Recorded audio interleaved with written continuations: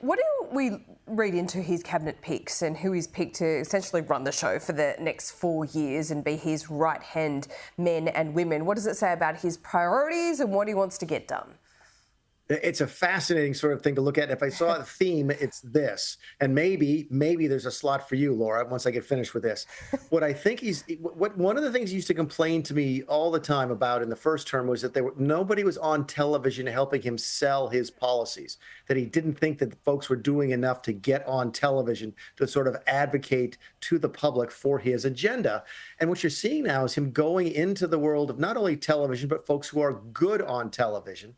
And then he's putting the real policy people inside the White House. What you're really sort of seeing is someone like, there'd be someone in the White House working on immigration policy, and then he's named South Dakota Governor Kristi Noem to be the Secretary of Homeland Security. She's really good on TV.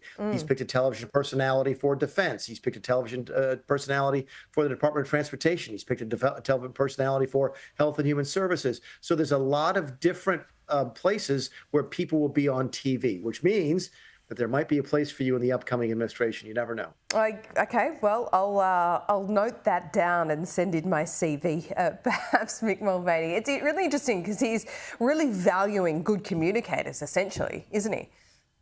It is. Well, this is coming back to Trump as businessman. I think he tried Trump as Washington person last time, and he didn't like it. He's going back to business. How do I sell what I'm trying to do? Who is the best person to go on television other than myself? This is him thinking now, who can say why we're doing something in immigration. And it's going to be Kristi Noem from South Dakota. She's excellent, and be a lot more cabinet people on television in the 4 years to come. Well, he's got a huge mandate.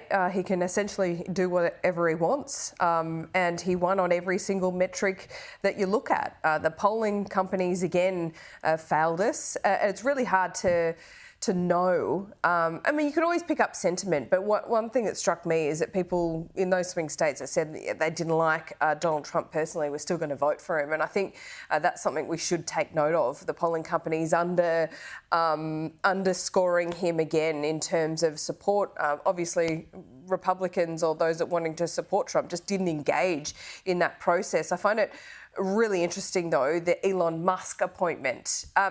Having seen Donald Trump up close and how he does operate with people. And these are two big personalities, right? Musk and Trump.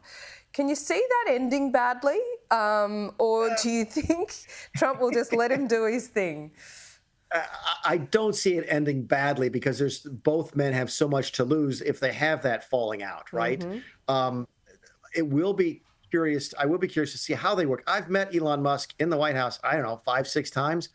I have no idea what we talked about. I mean, the man was operating at such a different level that I'm not really sure what he was there to talk about. So I would be curious to see how he integrates himself into the Trump organization, or whether or not he sort of remains a sort of a free agent off on his own. My guess is it will be the latter. That's going to be the way he puts his abilities to work most effectively. But I don't see them falling out badly because both gentlemen would lose a great deal, and they're both smart enough to not get in that type of situation.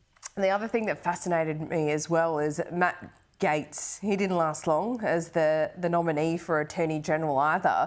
But it seems like, you know, we got that chestnut. I don't want to be a distraction, so I'm no longer in the running for this job. But Trump was particularly silent, didn't come out and defend him at all from what I can see during that process.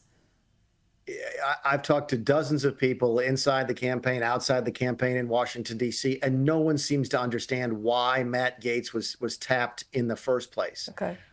It just simply makes no sense. Go back to that model I just laid out of policy people in the White House and people who are really good on television, you know, in the cabinets.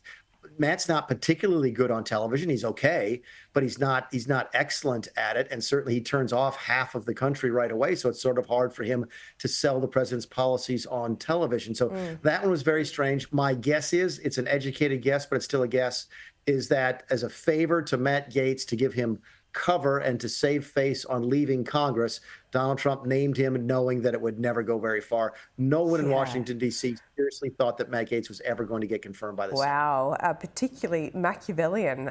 Did cross my mind as well. So, interesting one. Mick Mulvaney, great to talk to you as always. We'll see you soon.